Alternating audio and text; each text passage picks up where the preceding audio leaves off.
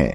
जो स्त्री अपने पति से दूर रहना पसंद करती है, जो अपने पति से अलग रहना पसंद करती है, पति इस कमरे में है तो पत्नी दूसरे कमरे में, तो समझ लेना वो अपने पति से खुश नहीं है। अक्सर ऐसी महिलाएं ये मौका ढूंढती रहती हैं कि उनका पति कब उनसे दूर जाए या किसी काम से बाहर चला जाए। ऐसा तभी होता है जब उसके मन में आपके लिए प्यार नहीं होता या फिर वह किसी और को चाहती हो।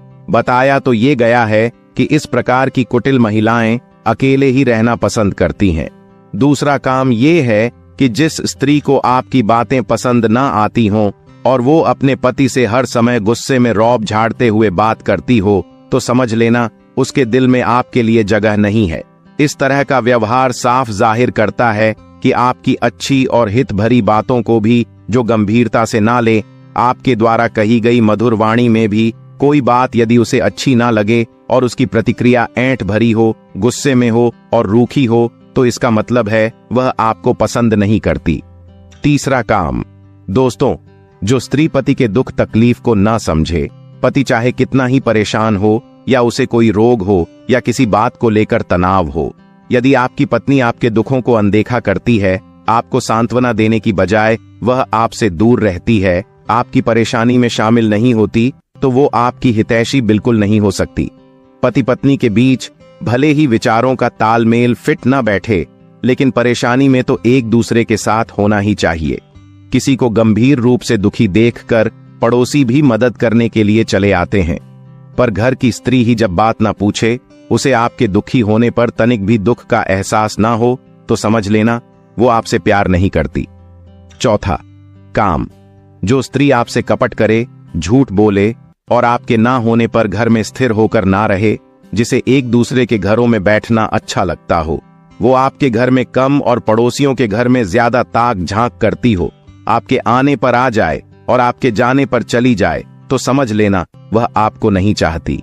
पांचवा काम, जो स्त्री आपकी स्थिति को देखते हुए काम ना करे, आपकी आय को ध्यान में रखकर जो शौक ना करे, उसे सिर्फ अपनी शौकों से ही मतलब हो, घर की, परिवार की, बच्चों की चिंता ना हो, जो आप पर कुछ भी करके उसके मनोरंजन की चीजों को लाने का दबाव बनाती हो, चाहे इसके लिए आपको कर्ज ही क्यों ना लेना पड़े, जो आपसे आपके पास पैसे होने पर ही मीठी मीठी बात करे और पैसे ना होने पर सीधे मुंह बात ना करे, तो ध्यान रखना वो आपकी शुभ चिंतक नहीं है। छठवीं बात, जो महिलाएं अपने पति को दूसरे के सामने भी अपशब्द बोलती हैं और घर में तो कभी सीधे मुंह बात ही नहीं करती, उनका ये असम्मान भरा हुआ बर्ताव ये बताता है कि उनके मन में पति के लिए कोई प्यार नहीं है। अक्सर बहुत सी महिलाएं मित्रों के और रिश्तेदारों के सामने अपने शब्दों से पति को अपमानित करती रहती हैं, दूसरों से उसकी निंदा करती रहती हैं, बाहर का कोई भी आ जाए तो उसकी खातिरदारी में कमी नहीं रखती और अपने पति को चाय तक नहीं पूछती। इस प्रकार का बर्ताव उनके दूषित चरित्र को उजागर करता है और ऐसा आचरण उन्हीं स्त्रियों का होता है जो चरित्रहीन होती हैं। सातवां कारण, दोस्तों, सातवां कारण बहुत ही महत्वपूर्ण पॉइंट है। कई बार क्या होता है कि स्त्रियां पुरुषों के ही कुछ दोषों के कारण वे उनसे दूर हो जाती हैं और उनका अनुराग उनके पतियों में नहीं रहता। पतियों से प्रेम ना रहने का कारण कहीं ना कहीं पुरुष ही जिम्मेदार होते हैं। जैसे किसी का स्वभाव अत्यंत क्रोधी है, वो कोई बात शांति रूप से कर ही नहीं सकता, हर बात को क्रोध में कहता है और अपने क्रोध भरे वाक्य बाणों से वो पत्नी को घायल करता रहता है, जिससे स्त्री के अंदर का अनुराग पति के लिए नष्ट हो जाता है। दूसरा कारण है पुरुष का नपुंसक होना।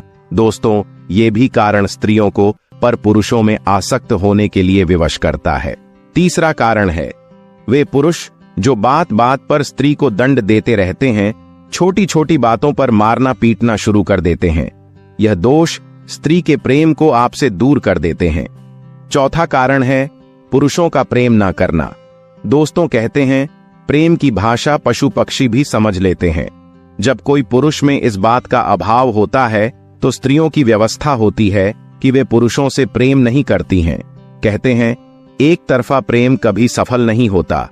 पांचवा कारण है पुरुषों का परदेश में अधिक रहना।